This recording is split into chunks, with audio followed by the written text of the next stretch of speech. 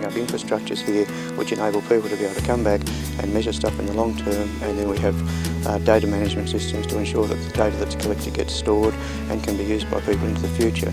So we can look, instead of just what's happening in the short term, we can look at what long-term changes there are and how they're affected by forest management.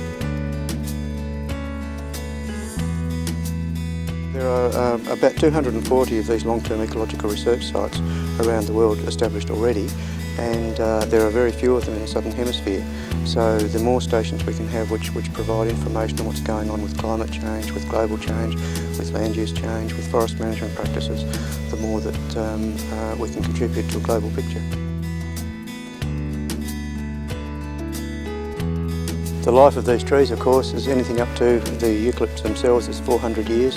The myrtle trees underneath them might go to 600 years, so we're talking for very long time frames. Our management cycles for the forests are of the order of hundreds of years, so we've got to be looking at management over those sort of time frames.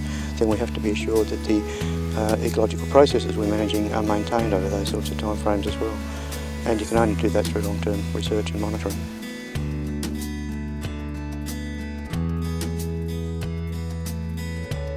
It's all about continuous change and improvement. I think that more research is always needed, and we can always do things better.